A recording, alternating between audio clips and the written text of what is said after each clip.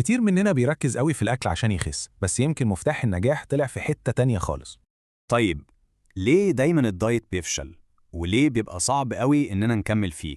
لأن في خطوة أولى وأهم حاجة دايما بتكون ناقصة. الخطوة دي هي النوم. النوم ده عامل زي زرار الريسات، الجسم بيصلح نفسه وبيرجع يظبط هرموناته من أول وجديد. لما الجسم ياخد كفايته من النوم، هرمونات مهمة زي الكورتيزول والجيلين بترجع تتوازن طبيعي. طيب، إيه اللي بيحصل بقى لو النوم مش كفاية؟ اللي بيحصل إن الجسم بيدخل في حلقة مفرغة، دايرة هرمونية مقفولة صعب نخرج منها.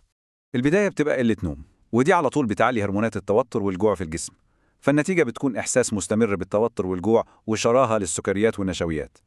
الكورتيزول العالي بيرفع سكر الدم، وده بيجبر البنكرياس ينتج أنسولين أكتر، ومع تكرار الموضوع ده الجسم بيوصل لمقاومة الأنسولين، وده السبب المباشر لدهون البطن. وهو ده السبب اللي بيخلي الدايت صعب جدا، لأن الخطوة الأساسية نفسها مفقودة. طب والحل؟ الحل بسيط جدا، ندي الأولوية للنوم عشان نسمح للهرمونات ترجع تتوازن. يعني النوم ده مش رفاهية خالص ولا كسل، دي حاجة أساسية عشان الجسم يشتغل صح. الجسم البالغ بيحتاج نوم من 7 ل9 ساعات كل ليلة، دي مش حاجة اختيارية. لما النوم يتظبط، أول حاجة ملحوظة هي إن الرغبة في الحلويات والنشويات هتقل، وبعدها على طول إحساس الجوع اللي ما بيخلصش ده بيهدى، ومستوى التوتر بينزل بشكل واضح. وغير النوم، المشي كل يوم خطوة بسيطة وممتازة عشان تقلل التوتر.